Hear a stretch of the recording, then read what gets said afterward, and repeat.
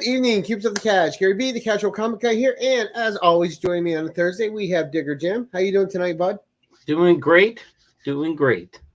All right, and of course, our guest of honor for this evening. You've seen him on the channel in a different light before when he's promoting his book, but tonight it's just about what he loves to read, his connection with certain books, and we're going to get into it with Brandon from Dismay Comics. How you doing, Brandon? Doing pretty good. Yeah. So is there anything else, or do you want me to just get into it? Or you can give the quick 2 minutes on yourself. We'll say hi to the chat, and then I got a sizzle reel. Okay, so I'm Brandon Ingram. I'm a comic writer, but before all that, comic lover, and just basically led me getting into comics. And I'll talk about that with some of my comic picks later tonight. But yeah, I create stuff through Dismay Comics. That's my publishing line basically that I have. And there's other stuff that I'm working on that I will be pitching sometime this year to some publishers. But that's the gist on me. Nice. All right. So we're going to say hi because I'm curious because I've backed your Kickstarters and bought some books. I'm curious to see the kind of books that are your favorites and that inspire you. So that's going to be fun. Yeah. All right. So first in this evening, we have Las Cruces. Good evening, sir. Nice to see you, James. We have John's Comics for Kids. Good evening, John. How you doing? We have Anachronic Comics. Joe, how you doing tonight, sir? And we got people coming in slowly but surely here. Yeah. So we'll keep saying hi to everybody as they're popping in. Everyone's still getting the notifications. It's so weird. Like the first couple minutes, you'll have a couple people, then all of a sudden you'll have 20 people. It's it's like a delayed thing on YouTube. I've noticed that. They'll send the notification out to subscribers, usually like 3 or 4 minutes after it goes live. That's just what I've seen whenever I click on stuff. Right. All right, but so what we're gonna do right now is I have a hashtag DVH. How you doing?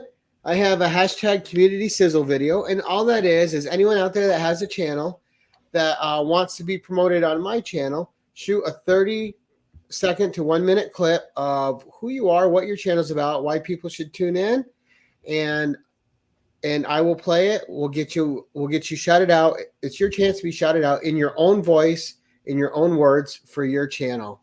And so we're going to get to that right away. And tonight's is a special one because this is a great person in our community, and I'm super happy to promote him. So here is, without hesitation, John's Comics with Kids, hashtag community sizzle reel. Howdy, friends. I'm here to talk about John's Comics with Kids. Are you looking for a YouTube channel that does speculation videos? No, I don't really do that. So it's not really my channel. How about top 10 lists? No, I don't do that either. How about all those keys? Definitely no. Well then, what the heck do you do? I mean, mainly read the comics. Omnibus. Run Collective. Trade paperbacks. All that and more, so hurry on down to John's Comics with Kids. Yeah, that's about it. John's Comics with Kids. Thank you for coming by. All right, so that was a John Comics with Kids sizzle reel, a great reel by John. Thank you, John. That was a lot of fun. Of course, any of you that are watching live and or on the rewind, the links to John's channel is in the description below. Please go sub him up. Check out his content. He's a great dude, and you will not be sorry. All right, and Kenneth Bird came in. How you doing tonight, Kenneth? And looks like we're having some conversation. So, Brandon, without further ado, sir, let's see your first book. All right. So my very first book is Detective Comics number 940. This is during the Rebirth era, and there's a big reason. One, I love Raphael Albuquerque's artwork. He did the variant cover here. I absolutely love this cover, but also this was kind of the comic that got me into Detective Comics at the time. Right. Like at the time when Rebirth came out, before that, I was just buying like old floppies from flea markets and stuff like that. Right. And there's nothing wrong with that, but I was reading 80s and 90s stuff. I wasn't really reading anything modern. And then Rebirth came out, and a couple of my friends were talking about it who weren't even comic people. I was like, okay, I'll check this out. So I picked up DC Rebirth Universe #1, that big special that was like $3 that Right. had a whole bunch of stuff going on. Basically told you like, oh, Dr. Manhattan's a part of all this. What the heck? Like that sort of stuff. So I picked up various books that first couple months of Rebirth. But the book that I stayed with was Detective Comics. This was the one that I picked up like every 2 weeks because it came out every 2 weeks. I picked it up till Tinian finished the run. So it was like from 934 to I think like 983 or 982 or whatever. And I absolutely love it. And this specific issue, I love it because this is kind of the issue that got me into it. A channel that's a lot bigger now than what it was 7 or 8 years ago, Comic Pop. He was talking with the guys from, what was that Kevin Smith comic show? The shop show. I'm trying to remember what it was called. Comic Book Men. Comic Book Men, yeah. Yeah. He was talking with Mike and Wayne or yeah. He was talking with them about this, and they were just talking about like how like, oh, like this was really good, that sort of stuff. And so went out and got it and then picked up all the previous issues. And yeah, I really like this copy. I like the cover, but it's what just cemented me into this run. I really like you have it signed? It's not signed. It's his like his signature he did on the artwork. Okay. Mhm. But I wish. Yeah, that'd be great. But yeah, I really like this run and I love this cover. Just the Tim Drake. And this is a big thing happens in this issue. Oh, And nice. I thought it was great. It is cool because you have all the different bat symbols. I like that one's fun with the fat bat, the thick bat. Yeah. It's great. If no one went and read Detective Comics during Rebirth, I highly recommend it. Tom King's Batman stuff was so. It's divisive. I don't see this really being divisive. This was a great team book. Like every member of the team was fantastic in this. So highly recommend it. I love this issue right here. Nice. There you go. Good start. But that leads into my next set of books. So that got me back into modern comics, basically, or got me into modern comics. The next book or next set of books are kind of favorite artists, which will then lead into favorite writers and stuff like that. Sure. This one, I realized today, this is the reason I messaged you earlier, Gary, about trade paperbacks or back issues. I used to have the back issues on Justice League Darkseid War. Oh. I must have sold them at some point. I was going to show Justice League number 41. It's Darkseid War Part 1. I love that cover. That cover is so epic. This cover is good as well. This is issue 50, like put on the trade. It's pretty much the end of Darkseid War. The reason I mentioned this, Darkseid War, it's an okay event. It's a decent event. It's not like amazing or anything. What makes it great is Jason Fabok's art. Jason Fabok, to me, is my favorite modern day contemporary comic artist. Yeah. Like contemporary art, he's the number one modern day for me. Like I love Jason Fabok's art. And this is great to read. Yes, the story, it's so, it's decent. His art accelerates the story. Right. It just absolutely accelerates it. And I haven't had much exposure to his art actually myself. Well, that's the thing is like you don't see a lot of it. You're going to see more of it this year because he's doing a lot of stuff with Ghost Machine. Yeah. Yeah, you'll see that, but I mean the big stuff he's done Darkseid War. He did a few issues of Batman Eternal during the New 52 era, and that was only like the first 5 issues or whatever. And then he did 3 Jokers. And he's done some other stuff, but those are like the very notable stuff. And I just want to see more from this guy. Specifically, I want to see more in general. Marvel and DC, get this guy to do some event comics for you. This was an event. This event was okay to decent. Because of his artwork, it feels great because it's epic. It's grand. It just draws Jason you in, huh? Fabek's, his art can do that. His art is like, holy crap. Like, this feels much bigger than it is, kind of. How do you spell his last name so I can look him up? F-A-B-O-C? B-O-K. No, K. Oh, Yeah. F-A-B-O-K. He's one of them Canadian artists. Yeah. Nice. Yeah. Oh, I'm going to And look up his they- art after just because I'm not very familiar with him. Yeah, But it's not good, the first Gary. time I've heard the I- name. Yeah. I agree with Brandon. He's probably has. I'm very stickler when it comes to the art. I like Yeah. clean lines. He has clean lines. He does a good job, and I love the Three Jokers when he did that. So Oh yeah, and I also have to also mention, like, Jason Fabek is the big person here, but Brad Anderson like accelerates his work as well. Brad Anderson's the colorist for Jason Fabek on a lot of stuff. So a lot of that big epic stuff, it's Jason Fabek and Brad Anderson. I was making sure I got the name right. right. So both of those guys, and both of those guys are doing stuff with Ghost Machine. So maybe we'll get a lot more stuff. Right. I'm ticking off Mark Andrews. But yeah, I No, highly recommend checking out. Just look up Jason Fabek, look up books he has. Oh, I'm definitely Right. going to. yeah, Get some stuff. At the very least, just go through Google Images and just look at the art. Like, his It's like- artwork is it was like fantastic. Austin and Byrne. You know, when John Byrne and Terry Yeah. Austin. You know, it just. Oh yeah.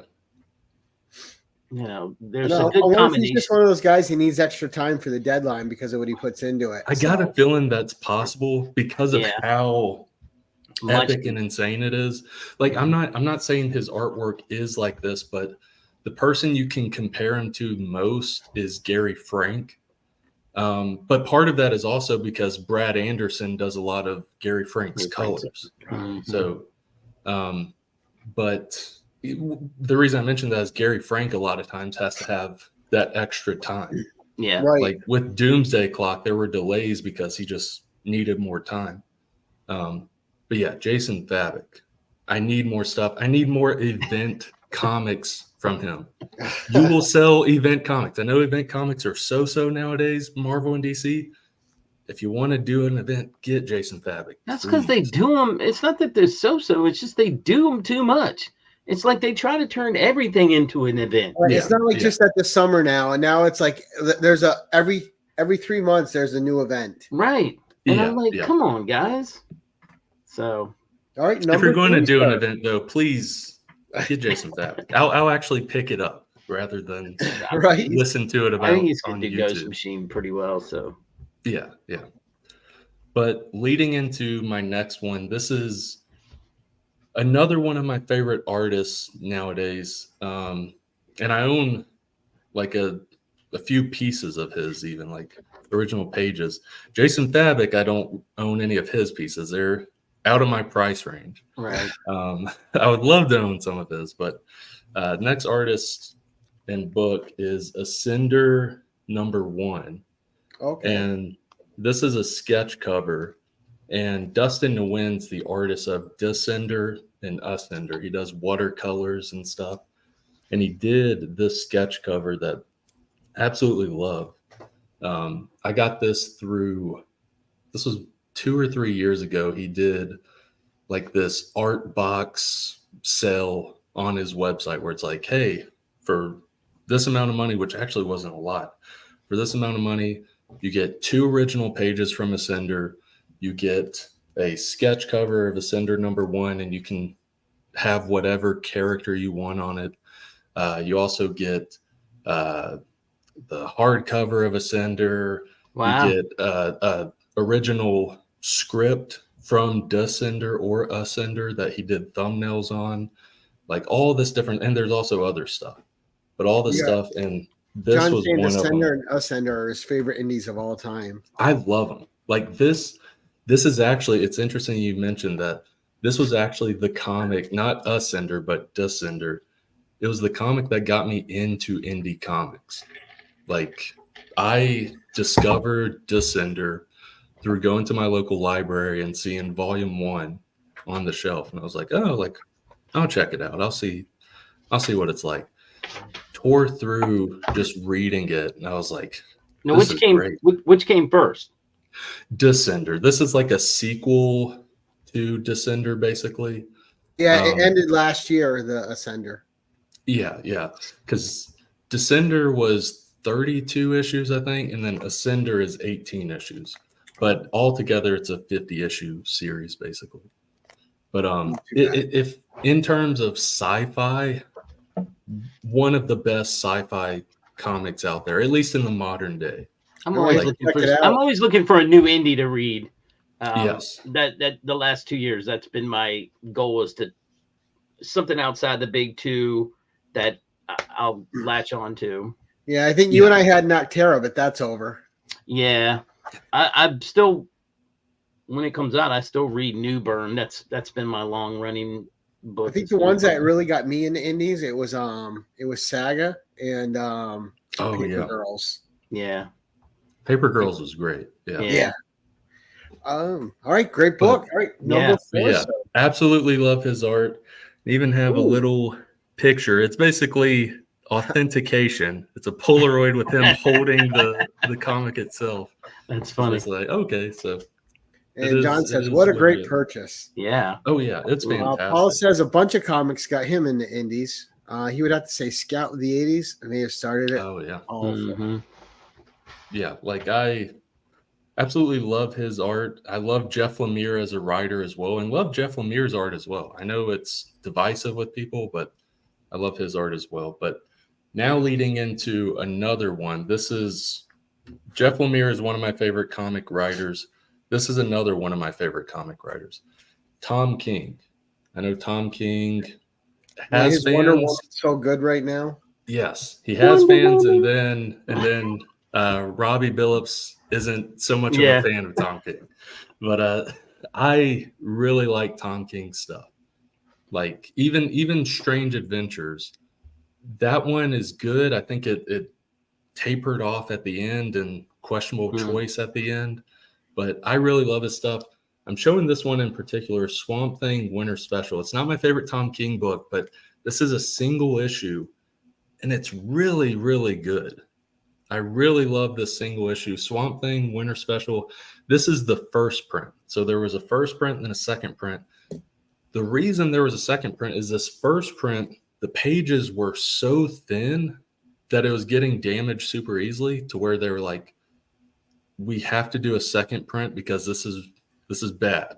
Yeah. Like how much this is getting damaged. Right. But with this, it's Tom King doing a one-shot of a Swamp Thing book, and it's winter. Like the world has turned into like a frozen wasteland, basically, and it's Swamp Thing navigating this frozen wasteland, not really being able to connect with the green, and there's a child that he discovers along the way, and I don't know, there's a good ending / reveal as it's going along. Great story. I also want to mention Lynn Wein, who's co-creator of Swamp Thing. Right. They put this is a great Tom King book, but also in the last half of the book, it's basically a send-off to Lynn Wein, kind of, because they published this a couple months or a few months after he died. They were in development of a Swamp Thing book with Lynn Wein, like a mini series, I think.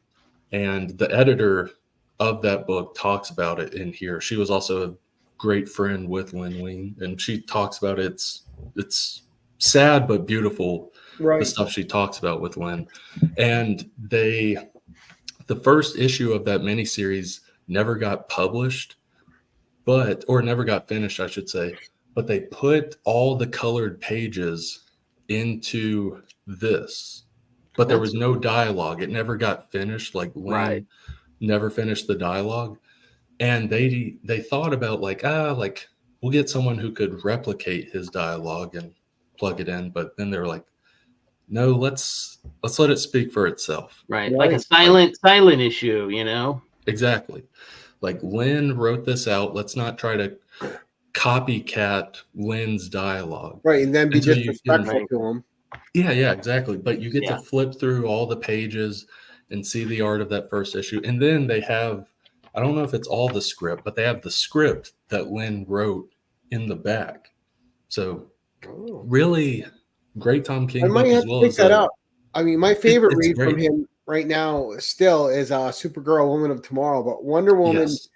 Wonder Woman is really up there. Every Yeah. issue of Wonder Woman is just better and better, and you wonder how he does yeah. it. It's amazing. Yeah, towards later on, I'm going to get into another Tom King thing because it's hard. If you're a Tom King fan, it's hard to only talk about one book of his because there are so many good ones. But great Tom King book, great send off to Lynn Wein.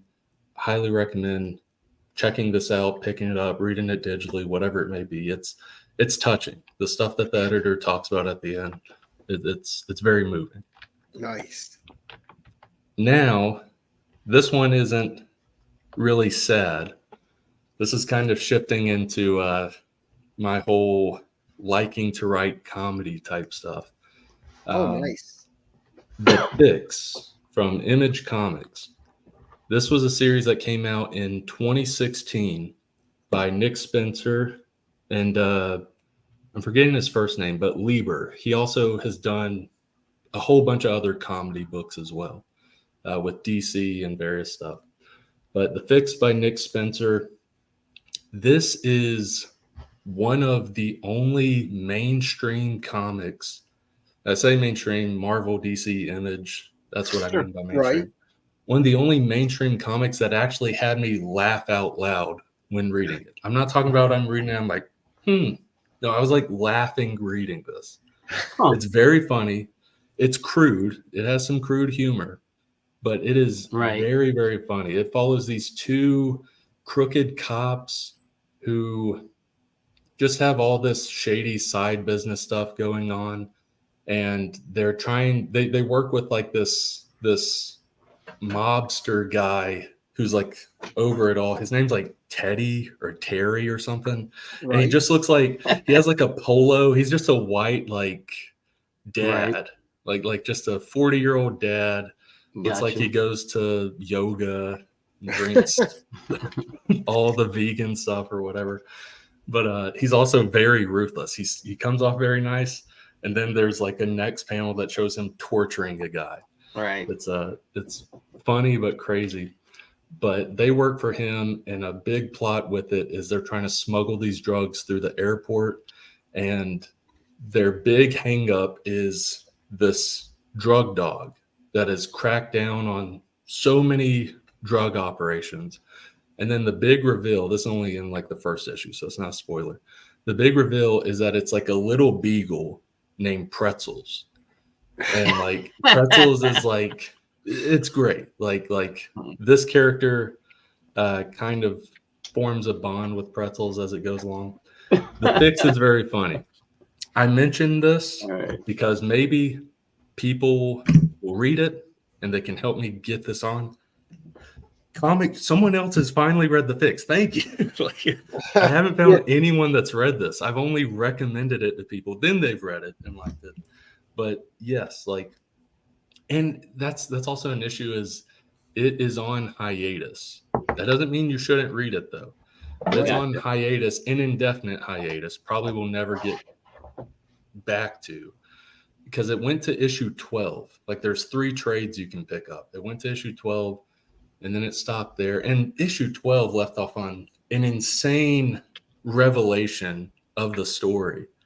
And it's a hilarious revelation, but I'm like, oh, come on, please. I'll say this. Right? This isn't that big of a spoiler, but ISIS is involved in this craziness.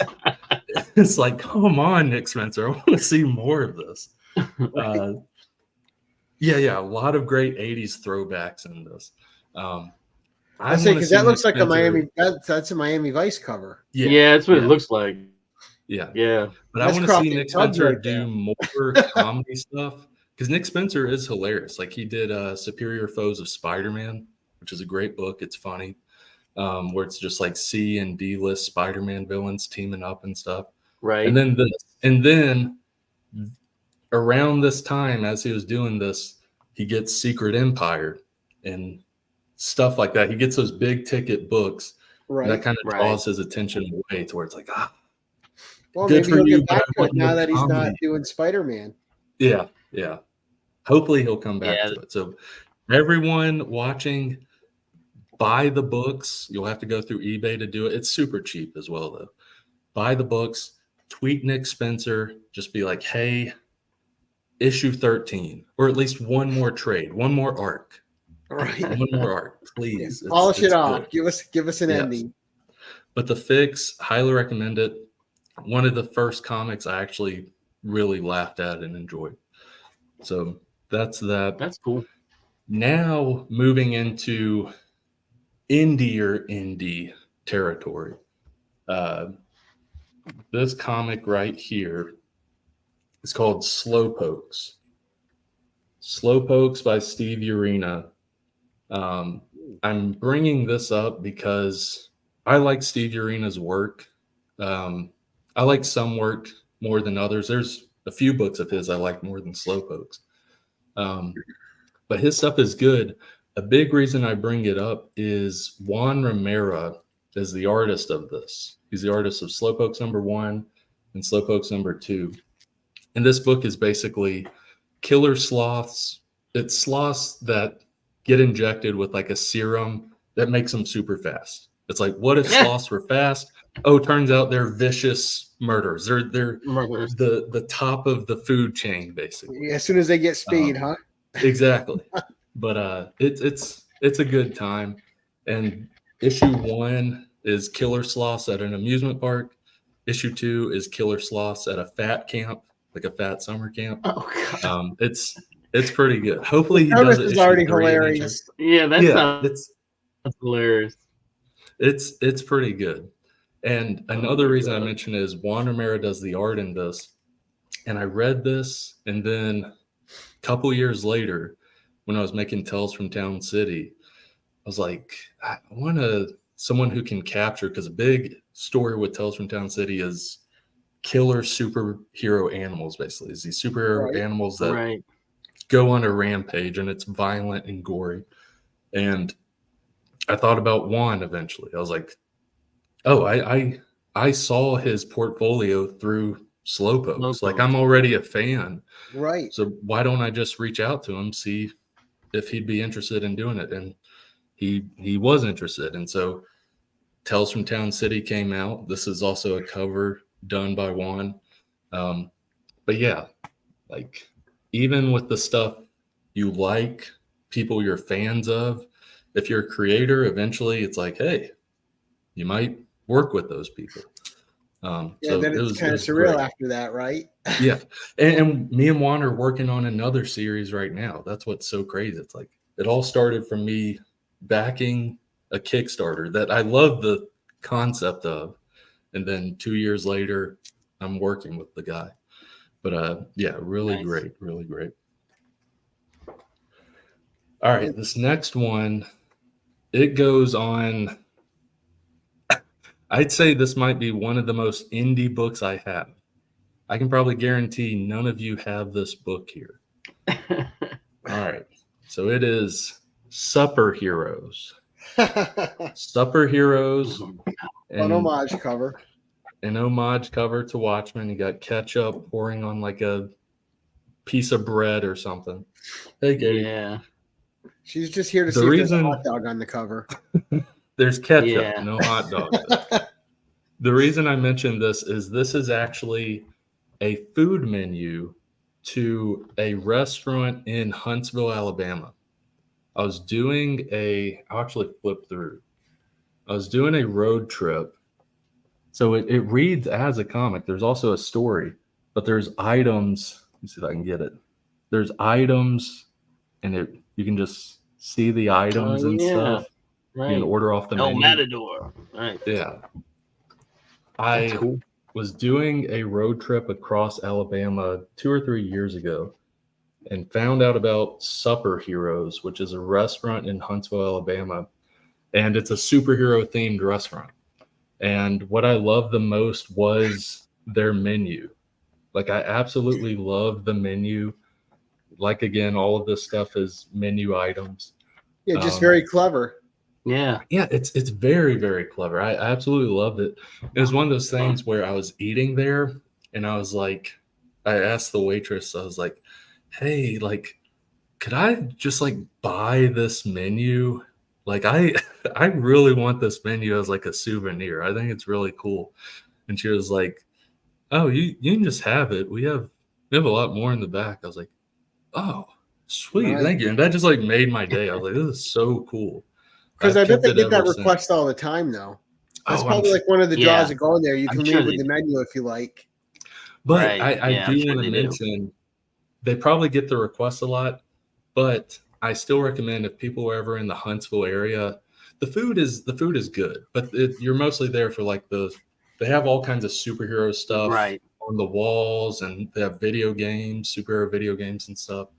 But if you're ever in there, pick you up the menu. Just ask the waitress, hey, could I have this menu as a souvenir, please?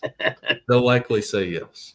Nice. If not, give them I $1. think that's where Show up with where your bag Flash and by board. Night lives. I'm gonna tell him he has to go.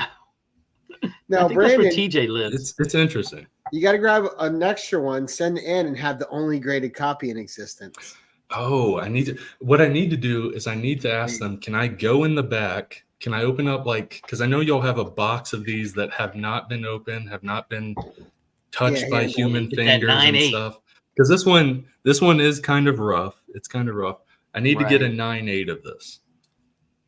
But yeah. Yeah. Superheroes, if you're in the Huntsville area, go there at least to get you this menu. I love this menu. That is I that wonder is if a they'd great, even. unique I wonder if thing. they'd even grade that. I mean, in all seriousness, I wonder if they'd even do anything with it. I'm Because sure they would. I mean, I would think they'd have to, right? Yeah, it would just be a graded book. Yeah. And then, yeah. If I'm in the Huntsville area, it'll be a while before I'm in that area again. If I'm there again, I will ask them, like, could I get the best copy you have? If there's one in the back or something, can I get it?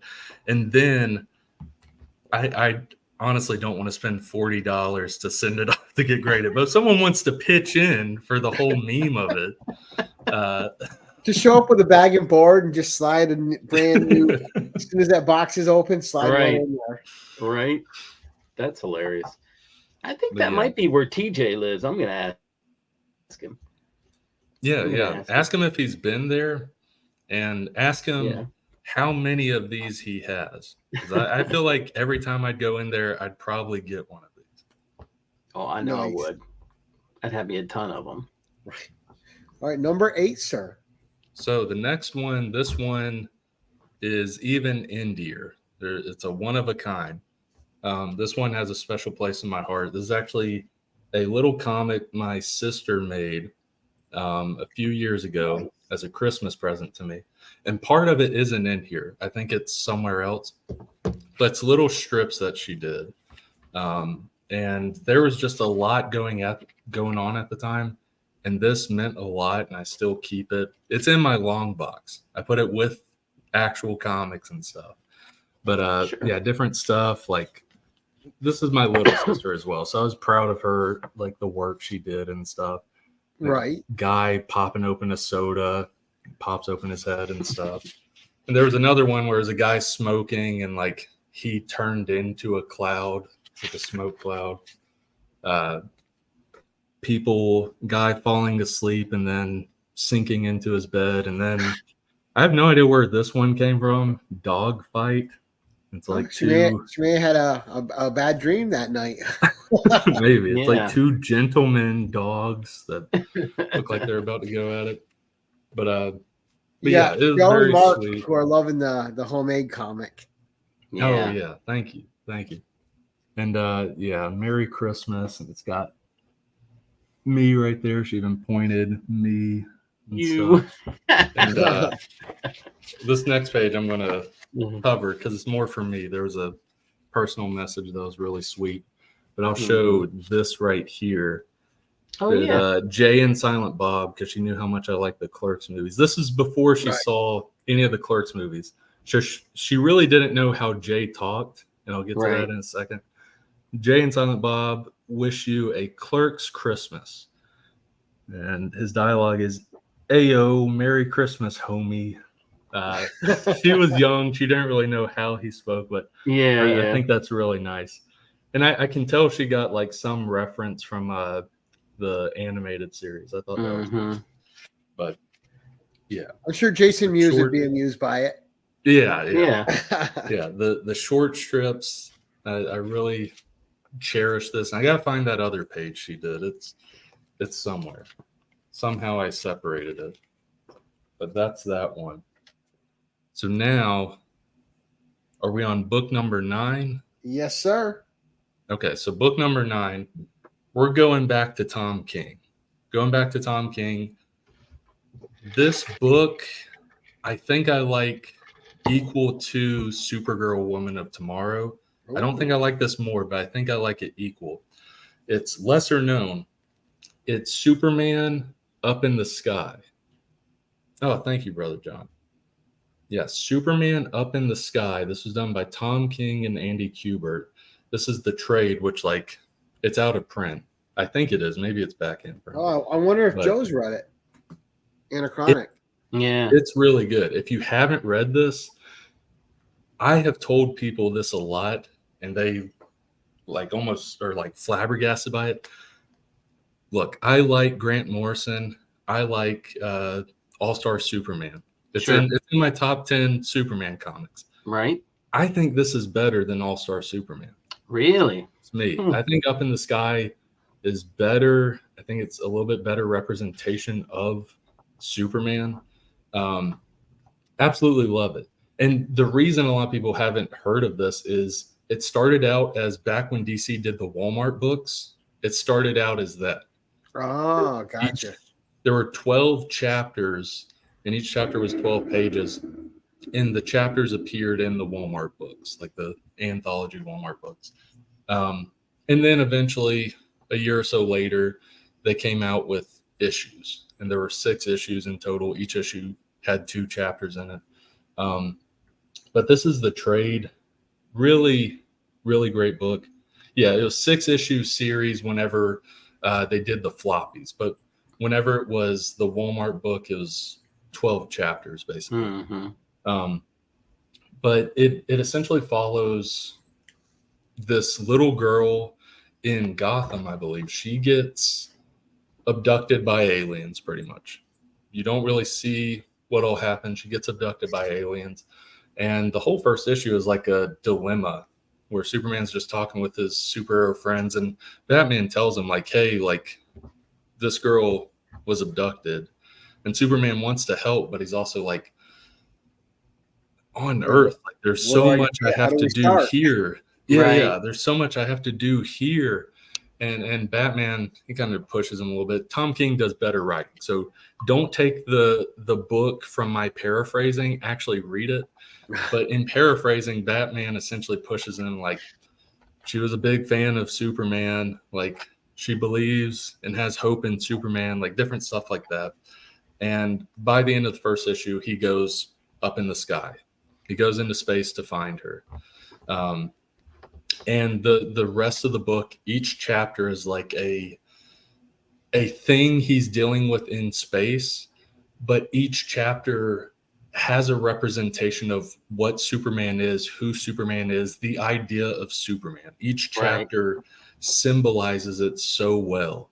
I can't recommend this book enough. I hate that it was a Walmart book because it is so underrepresented because of that. Right. But this is my favorite Superman book. I'm a huge Superman good fan. hidden gem. Oh, it definitely is. It definitely is. And hopefully, because Tom King, not just with Supergirl Woman of Tomorrow, he's also like helping a lot with building that movie universe. Right. Hopefully, they'll give him a little bit more mileage and say, hey, you did a Supergirl thing. You wanna co-write or write a Superman movie? Because I think you could pull a lot from this book for that. They're doing a young Superman. I thought that's what Yeah, the yeah. whole thing is. Yeah, they are. No, I'm saying like further down the line. yeah, the third or fourth movie or whatever. Mm-hmm. Yeah. But Superman Up in the Sky, if you haven't read it, highly recommend it. You can read it and then decide for yourself. Is it better than All-Star Superman? Or should I go to the DMs of Dismay Comics and be like, you're an idiot. Shut your face. But you decide. You need to pick up the book to decide that, though. Yeah. But yeah, Superman Up in the Sky, fantastic book. Now, the 10th book. This one is a little bit different. Not Western comics. This is diving into manga, but manga is comics.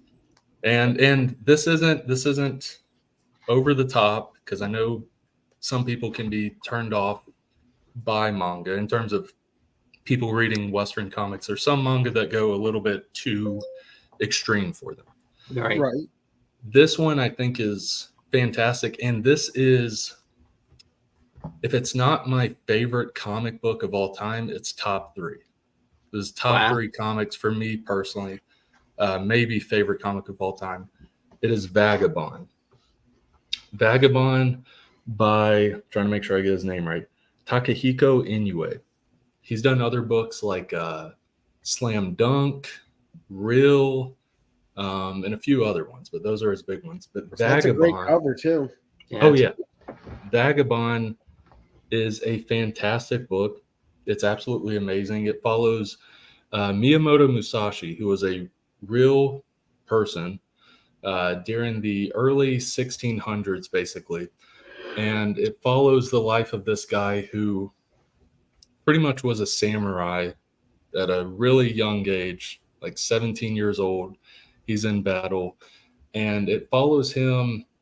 I should say the Miyamoto Musashi we know, he's this philosopher, he's this great writer, and he's this great swordsman.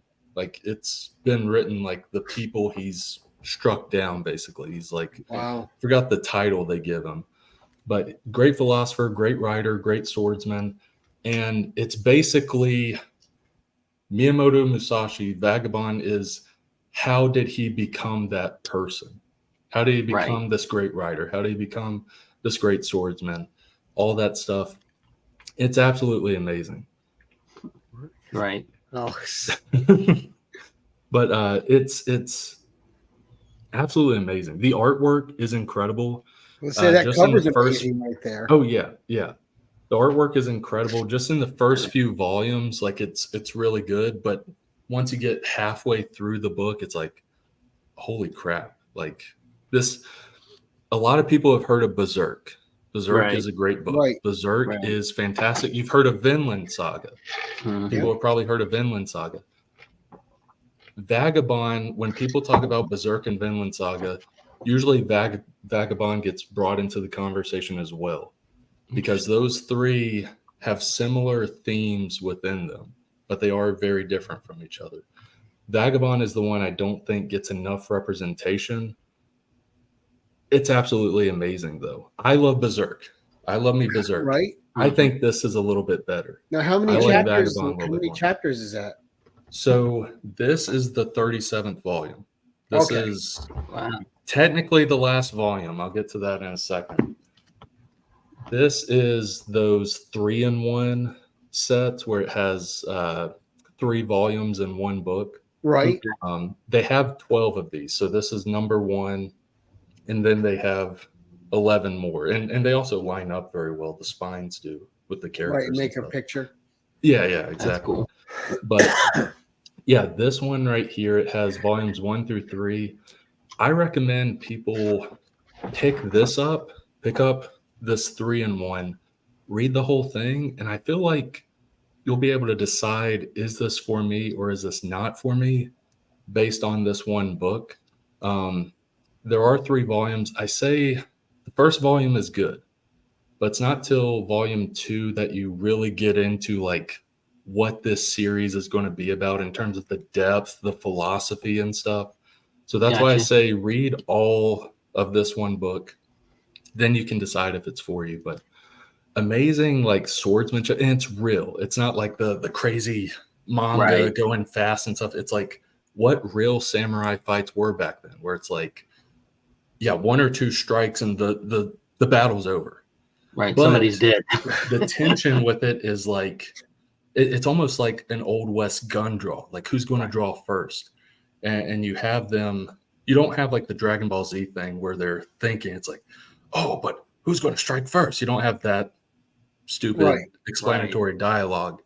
But it's these tense moments with the battles. Great characters, Miyamoto, all the side characters as well. And the something that's rare in comics, like just the philosophy talk in this is like, man, like So what was the public like? When was that one published? are you talking about oh Yeah. the manga itself? So it started in 1998, I believe. Okay. So it went from 98 to 2015. Okay. And but there's a big but at the end of that because it's currently on hiatus. Right. It's been on a 9-year hiatus so far. Inoue has talked about coming back to the series eventually. He's currently doing Real, which is about wheelchair basketball. Like he's a huge fan of Right. basketball with slam dunk and everything. But eventually he might come back to this. This is the last volume, and I mentioned there's 12 of these. So the 12th one of these is volumes 34 to 36. Then you got volume 37. There's not a volume 38 and 39, so they can't Right. make a 13th Yeah. of these. Right. And this Right. is actually like rare. The English version of this is out of print. I thought I was paying a lot 2 years ago when I bought this because I got it on eBay. I was like, God, shipping and everything, it's $48 Right. for this little book, this little tankobon. It's now a 200 plus book, like Wow. $200 plus for this because it's out of print in English. Right. You got Harry asking what the basketball one's called. There's 2 of them. So the one he did in the 90s is called Slam Dunk. It's about high school basketball. It's really good. And the more recent one is called Real, like REAL, and it's wheelchair basketball. And that one I heard is very good. I haven't read it yet. But yeah, this book, I want more eyes on this. I know the big reason it doesn't have eyes is because it's not the attractive thing to make an anime of, Right. because anime has to be flat, and this is Because it's not fairly exaggerated. realistic. Exactly. This isn't that exaggerated. I mean, it's beautiful in depicting stuff, but it's Right. not crazy all over the place in terms of battles or whatever it may be. It feels real, but it's very, very good. And there's 5 chapters. So I mentioned the hiatus. There's 5 chapters that are not in print yet. So if you read this and you get to volume 37, I don't recommend paying the $200. Yeah, we won't. Go the ARG route. Go that route if you have to. I'm not condoning it, but don't pay $200 for this. But there's 5 chapters that are not in print, which nice. There's 5 chapters that are not in print, so you're going to have to read that online somehow if you do read the book. Okay. And that's the thing. If it stays in hiatus, it's still going to be top 3 comics for me because it's been so good so far that, and also I know where the ending is going. It's going to be a final showdown on an island between Miyamoto Musashi and his rival. I know Right. where the ending is going. And then there might be like a 1 or 2 chapter epilogue after that. If it never gets finished, though, I absolutely loved reading this. I'm probably going to reread it sometime soon. I've read it twice so far. It's absolutely amazing. I recommend it to everyone. And Lee's a big manga guy himself Yeah. from Whack Comics. Read Vagabond. Read Vagabond. I swear. And Lee, I know you and TM are big Jeff Lemire fans. I'm a big Jeff Lemire fan as well. Not entirely saying it ties in with Jeff Lemire, but how Jeff Lemire can talk about family, and Jeff Lemire also has deeper conversations in his comics a lot of times. I think this can kind of get into that. It's not just a standard comic. It has beautiful art. Arguably, people are going to go at me for this. The art is a little bit better than Berserk. Berserk has amazing art, but this art is amazing. And just the themes of it are absolutely amazing in this. But I highly recommend Awesome. Vagabond. Right on. So you've sold Lee, so I'm sure we'll Nice. see that on Whack Comics soon. Lee is like no joke. He's a big manga guy. Awesome. Yeah, Art if number I can get 11. more people in that, that'll be perfect. Right? Well, that's what we like. That's why we read it. We like to. That's why we do this on YouTube. We like to share stories that we're connected to. You can have conversations about. Right. And I don't know. It's part of what makes the hobby so great. Oh yeah. So, number 11 with a personal story attached. All right. So number 11. If I go too long with this one, Gary, tell me to Cut him off. Yeah, cut me off or something. This is a random Superman comic that no one will care about. I have read Underwater Welder. I think it's great. I was actually talking to Zen Nicholas? Katie's live chat last night, and I was talking to TM. I want to see an Underwelder animated movie done in that style. I was listening to you guys different. at work last night. It's very different, but I think that could be an amazing animated movie. But yeah, so Adventures of Superman number 11. This is like the volume 2 series because they did Adventures of Superman back in the Right. Silver Age or something Right. like that. But Adventures of Superman number 11, random issue. People have probably not even batted an eye over this issue. But it holds a special place to me. The reason why is the writer, Jim Kruger, and I'll get to that in a second. But this book right here, I used to be a substitute teacher, eventually quit and found better work because there's only so much money you make in substitute teaching. Right.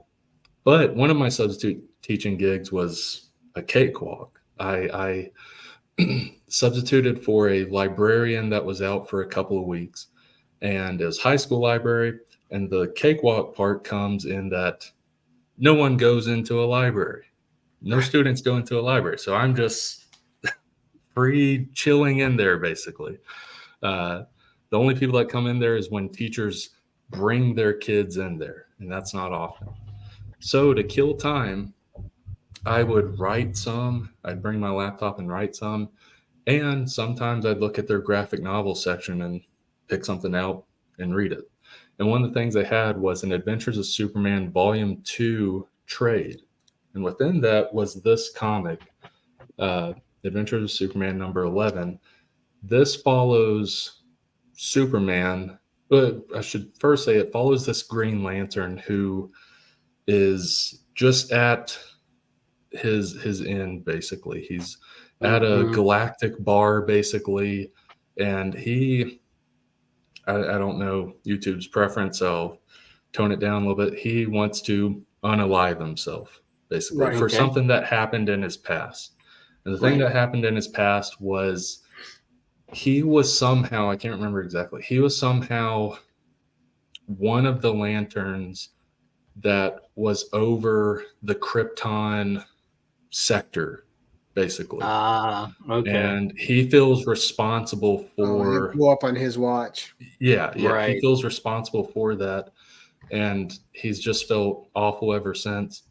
Then eventually, an unknown person, you have to read the story to see that, an unknown person in the bar basically tells him, like, hey, there's a Kryptonian still alive. And he sees that, and he's like, oh, like, I have to find them. And basically, he finds Superman, and he tries to force Superman to beat him up, to kill him. Right. because the Green Lantern ring won't let him do it. Right. He even mentions the Superman. He's tried. The ring prevents him from doing it. But Superman, his character with him the whole time and just talking with this guy, and eventually the resolution that happens, fantastic in this one little issue. Huh. The very last part of the book where Brainiac is brought in and all that, it's so-so. But all that stuff I mentioned, it's an interesting little story. Already it was a good book, but what really got me was I went to this thing. It wasn't a comic convention or anything. I was in Tennessee, and basically I met Jim Kruger. And I remembered, because this was a few months after I had read this, I remembered that, and I kind of talked to him for like 10 or 15 minutes, like whenever I met him. And that was also at the time, this was February of 2019, where I was thinking about maybe making a comic. I wasn't sure. I had watched all the YouTube videos, done a bunch of studying for like over a year on it and stuff, but I wasn't sure. But through that conversation, through just talking to him about like, hey, how did you get into this sort of stuff, as well as the typical fan questions of like, what's Right. it like working with Alex Ross on Justice? Like, Alex Ross is great, that sort of stuff. Through that 10, 15-minute conversation, it was just a great conversation to where it gave me that final push. Right. That final push for me to make a comic. And so after that, I think 3 weeks later, I was already looking for artists. And so that was that final push. And then this all leads into January of 2023. I'm at Fan Expo New Orleans. I'm now in Artist Alley. Have my comic books. I have Gallows Man #1, #2, and I'm selling my comics. And Jim Kruger is there. Jim Kruger has a table, and I basically go up to him. I tell him like I try to do it as least creepily as I can, but I'm basically like, you're the reason I'm here, man. Like Yeah. I don't expect you to remember this at all, but you were at this place 3 or 4 years ago, and the conversation we had was the final thing that pushed me into making a comic. And I just want to thank you. We had a good conversation, and I told him about my comic. He said, hey, like, I'd love to read it. Like, do you have any copies? And I was like, yes, I'll be right back. So I basically dart back to my booth, get issue 1 and 2 of the Gallows Man. He gets it. I expect him to just like put it under his table, like on some long boxes or whatever. But Right. no, he opens up the first issue and he's flipping through it. And he's like, oh, this is great. And Gallows Man is a comedy. And he's looking at it. He's laughing. He's like Right. laughing as he's reading it. And then he gets to one part. There's a character named Major Swastika in the Gallows Man. He's the villain. He's this over-the-top Nazi character. He gets to this part, and Major Swastika has like, hey, Tim, he has this Elmer Fudd speech impediment, basically, but Right. also a German accent. And I didn't even have to tell Jim Kruger like that stuff. I didn't tell him Elmer Fudd accent, German accent, all that stuff. He gets to that page and just starts reading it out loud. And that's also a little bit crazy because I'm looking around. I'm like, you're reading like Nazi, this Nazi Right. person. Yeah. But he's reading out loud, like laughing and stuff. He's reading in the character's voice. He's like, oh, these refreshments are there's sulfuric acid in this. Like I can't remember the dialogue, but he's reading all this laughing, and I'm just like losing my mind. Right? It's- Having your it was ultimate like- nerd moment. It was like an out of body experience. I was like, what the heck is happening right now? But we talked more. It was a great thing that happened there. And then this is wrapping up the story. Sorry, Gary. Wrapping up the story at the end of that day, this is maybe 7 or 8 hours later. Me and my buddy were loading up our stuff in the loading dock into my car. It's dark out. And I hear as we're loading up, I hear, hey, Brandon. or I hear, is that Brandon? And I turn, it's Jim Kruger. And Jim Kruger, his car is right next to us. So Oh, that's cool. assistant, Wow. they're bringing their stuff. So we're putting our stuff up. They're putting their stuff up. We're talking back and forth while all that's happening. And basically, it's like, oh, it's great to meet you. And I also said, like, I really needed that interaction. I said it in a better way. I Right. really needed that interaction from before. And me and my buddy, Serendipity. Right. exactly. Me and my buddy would get in my car. We drive off. About 4 or 5 minutes into us driving off, I am reflecting on everything that just happened.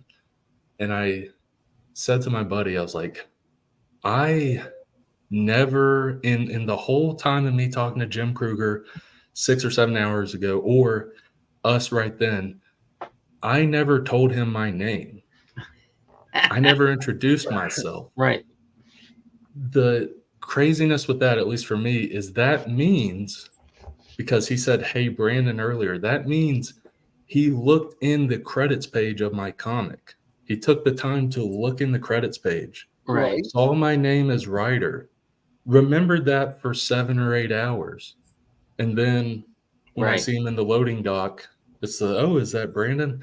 It's a minor thing, but it meant a lot to me. Well, and it speaks to the type of person he is too. Right. Oh yeah. Yeah. He's a great guy, very kind guy. And I want to run into him one day again, because shortly after that, I was trying to get this before the con. So I you was had trying to to get this sign it? book before the con to get him to sign it. I bought a deluxe copy of Justice and got him to sign that. But I want him to sign this. So if I'm ever at a con with him, I got to get him to sign this. But yeah, Nice. that's Great story, Brandon. Great story. Thank you. All right. Now- Leave us with your spec pick. So my spec pick might be. It's a guaranteed spec pick. I'll say that. Okay. In terms of how long it'll be, I can't tell you. But the guaranteed spec pick is the original Prince issues of Kingdom Come. Oh, yeah. This is my spec pick. You got issue 1, you got issue 2, issue 3, issue 4.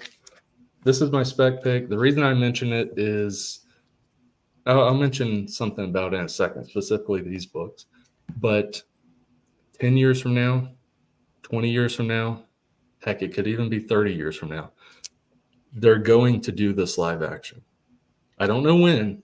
I can guarantee you they're going to do this live action, though. So that's the. Oh, thank you. Thank you, TM. Yes, this is actually from one of my comments.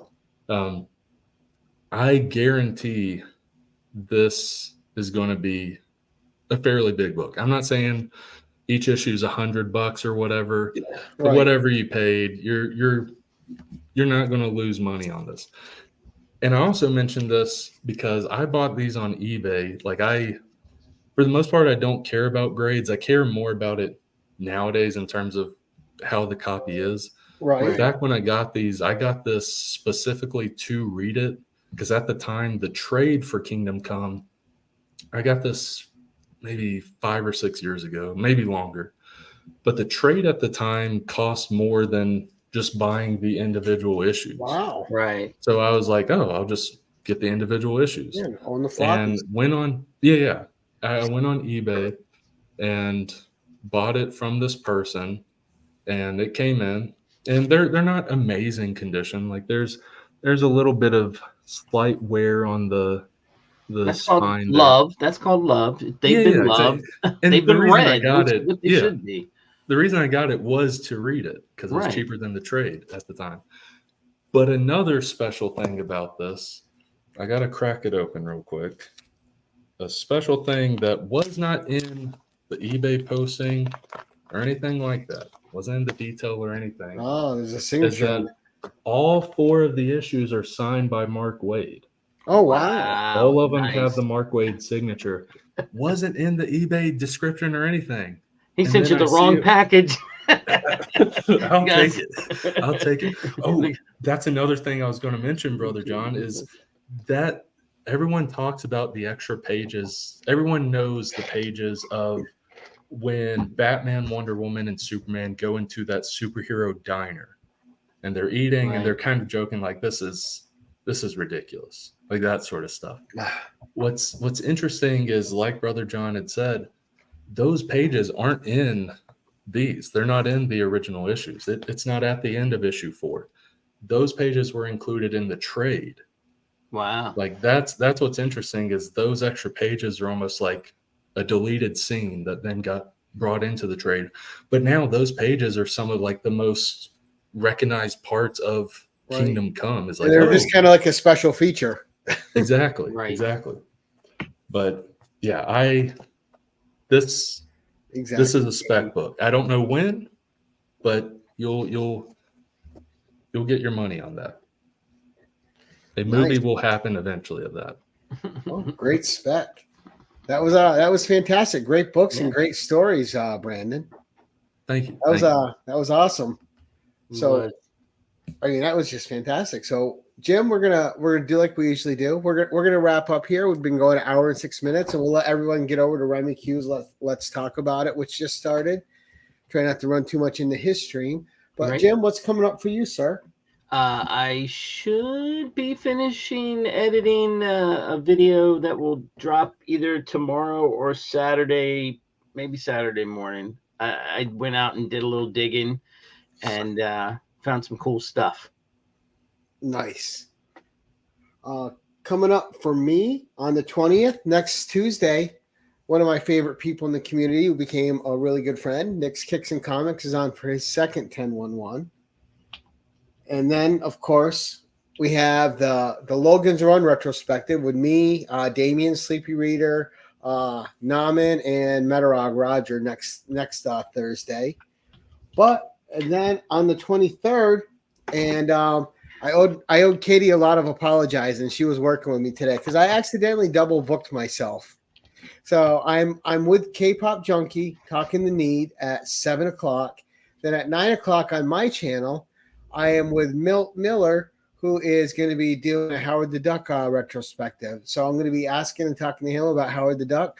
So you'll have hours and hours to get tired of my face next Friday night. So if it only takes you about a half hour, we're going to go extra. But Brandon, what's coming up for you, sir? Anything happening? I've got a podcast that I started recently with a buddy of mine called Dismay Comics Podcast. You can find it by looking up the Dismay Comics YouTube channel. You can listen to the podcast. I like it. At the very least, I'd recommend the clips. Like I do clips and I do very stupid, weird thumbnails with them. That's a lot of fun. So you can check that out. You can check that out as well as check out Dismay Comics social media. This year, in terms of publishing, putting books out, Gallows Man #3 will come out likely in August. Could be a little bit before, but the Kickstarter for Gallows Man 3 will be in August. Dismay Avenue #3, which is my horror anthology series, that should come out in the fall. And then there's a couple projects that I'm finishing up. One I had mentioned, Juan Romero is on the art with, and we're finishing up that stuff. I'm going to be pitching it to some publishers. So maybe you'll see something with those. Ooh, nice. All right. So for everyone out there, I want to thank our crowd tonight. So thank you guys so much in the audience for coming out and supporting us. I had the links to Brandon's Instagram and YouTube in the description below, so you can keep up with him and what's going on with him.